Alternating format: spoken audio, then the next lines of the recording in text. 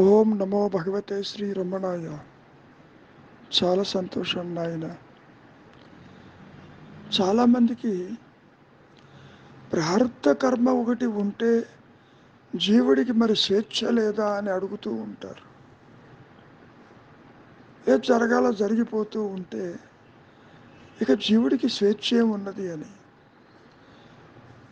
ఆ సందర్భంలో మహర్షులు వారు స్వేచ్ఛ అంటే ఇష్టారాజ్యంగా నీకు తోచిన పనులు చేయటం కాదు, కర్మ ప్రభావంతో నీవు అనుభవిస్తున్నటువంటి కర్మ ఫలాలు తీసుకోవాలా వద్దా అనేది స్వేచ్ఛ అంటూ చాలా స్పష్టం చేశారు. అయినప్పటికీ తృప్తి చెందని వారు ఇంకా అడుగుతూ ఉంటారు, అసలు ఈ కర్మకి అంటే విధికి స్వేచ్ఛకి సంబంధం ఏమైనా ఉండదా అని. దానికి మహర్షులు వారు స్వేచ్ఛ అంటున్నావు, ఇచ్చ అంటున్నావు, ఎవరిది అవి ఇచ్చ నాది అని నువ్వు అంటావు. కానీ ఒక విషయం బాగా గుర్తుపెట్టుకో, స్వేచ్ఛకు కానీ విధికి కానీ అసలు విషయం ఏమిటి అంటే నీవు అతీతుడివి, అంటే జ్ఞానస్వరూపానివి. సత్యస్థితి నీది అయి ఉన్నది. అందుకని నీవెప్పుడూ ఆత్మగానే ఉండు, అహంస్ఫురణగా ఉండు, ఉండానన్న ఎరుకలో ఉండు. ఆ రెంటిని నీవు శాశ్వతంగా అధిగమిస్తావు, అంతేగాని మరొకటి కాదు. స్వేచ్ఛ చేత విధిని జయించటం అంటే స్వరూప జ్ఞానంలో నిలిచి ఉండటమే తప్ప మరొకటి కాదు. నీవు అదే ఉన్నావు, ఏది కొత్తగా రాదు. ఒకవేళ కొత్తగా ఏదైనా వచ్చి ఉంటే అది కూడా అదృశ్యమైపోతుంది కదా. కనుక విధిని ఏ విధంగా జయిస్తావు? విధి అంటే ఏమిటి? పూర్వకర్మ ఫలమే కదా విధి. ముఖ్యంగా సాధువుల సాంగత్యం వల్ల, సత్పురుషుల సాంగత్యం వల్ల, సద్గ్రంథ పఠనం వల్ల, సత్తుతోటి కలిసి ఉండటం వల్ల నీకు దుష్టవాసనలు తల ఎత్తవు సుమా. అప్పుడే ఎవరికి వారు మూలం వైపుకు ప్రయాణిస్తారు, బాహ్య చింతన విడనాడుతారు నాయన. అంతేకాదు, నేను ఇప్పుడు ఉన్నాను, నేను భోక్తను, నా కర్మఫలాన్ని అనుభవిస్తున్నాను, గతంలో ఉన్నాను, ఆ గతంలో ఇంకా కూడా నేను ఉంటాను. ఇంతకీ ఎవరి నేను మాటికి నేనంటున్నావు? అసలు శుద్ధ చైతన్యము నీవు. నేను అంటే చైతన్యము. ఎప్పుడైతే నీవు నేను ఇది అది అంటూ ఒక్కసారిగా బయటికి దూకావో ఇంద్రియాలకు భోగి అవుతున్నావు, వ్యక్తిగా అనుకుంటున్నావు, కర్తగా అనుకుంటున్నావు. నిజానికి కర్మలకి, కర్మఫలాలకి, భోక్తృత్వానికి దేనికి అందదు నాయన. ఇంత చిన్న విషయం తెలిస్తే నీవు ఎప్పుడూ ముక్తుడివే, ఆనందమే నీకు లభిస్తుంది. ఆ స్థితిలో ఆ తరువాత నీ ప్రయత్నమే లేదు. కారణం ఆత్మ పూర్ణము, ఇంకా నీవు పొందవలసింది ఏదీ లేదు. ఇప్పుడు నీకు భయము కానీ, ఆందోళన కానీ, బంధము కానీ ఎందుకు జనిస్తూ ఉన్నది? అపూర్ణత వల్ల, పరిమితమైన జీవ భావన వల్ల కలుగుతుంది. అసలు నీవు జీవుడివేమో చూడు. ఏనాడైనా ఆత్మ కొంచెంచుకుపోయి జీవుడు అయిందా? లేదు కదా. ఒక విషయాన్ని బాగా గుర్తుపెట్టుకోండి. ఈ వ్యక్తిత్వము, కర్తృత్వము, పరిమితత్వము ఉన్నంత వరకు మరి ఆ వ్యక్తి కర్త, భోక్త కూడా అవుతాడుగా. నిజానికి వ్యక్తిత్వం నశిస్తే దైవేచ్ఛ ప్రబలి విషయగతిని నిర్దేశిస్తుంది సుమా. నిజానికి ఆ భగవంతుడి ఆ ఉच्चతర శక్తి ఇచ్చను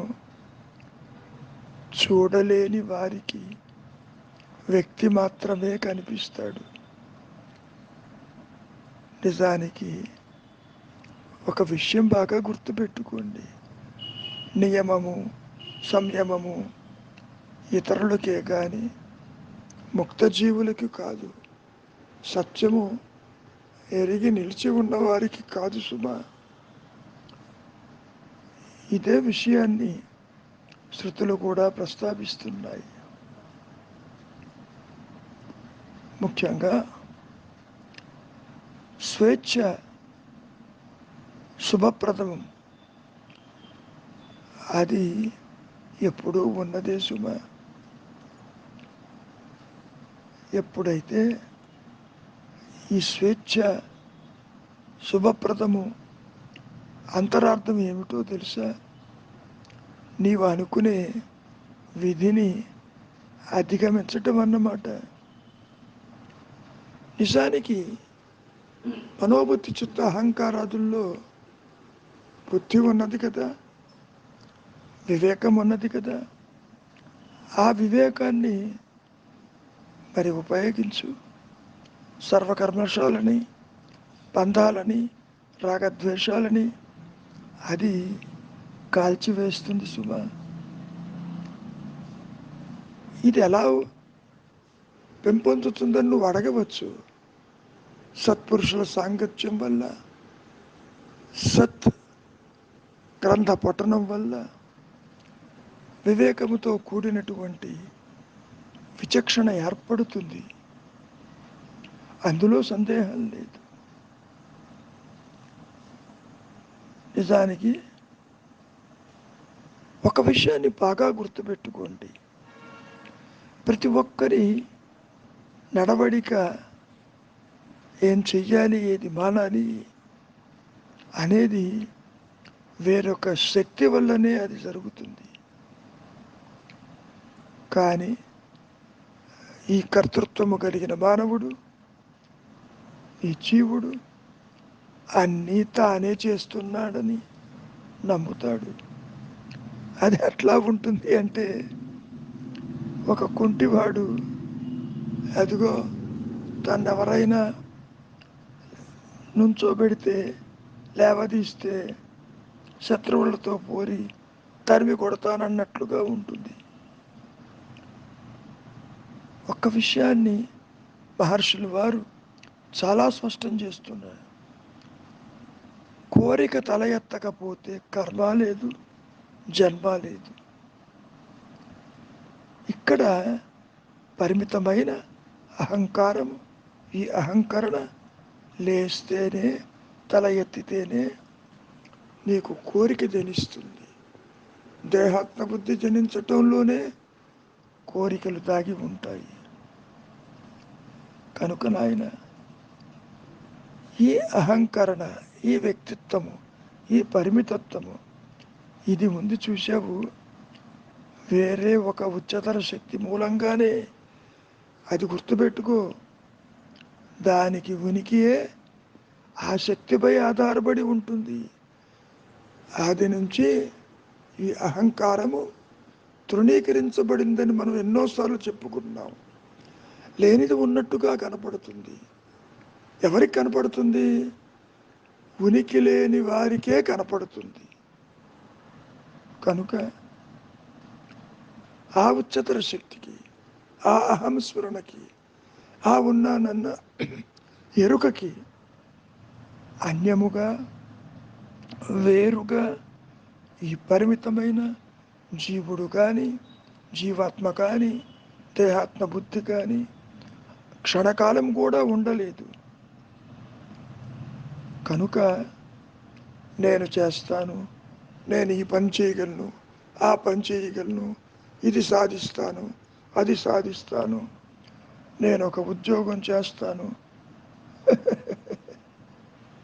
నేను ఉద్యోగిస్తాను, నేను ఆ పని చేయగలను, ఈ పని చేయగలను, ఎంతైనా చేయగలను అని ఎందుకీ వృధా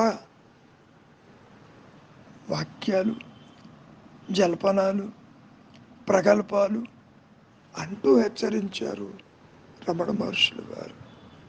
కనుక నాయన ఊరక ఉండుటే శ్రేయస్కరము. అంతా మౌనమే, ఉన్నది ఎరుక మాత్రమే.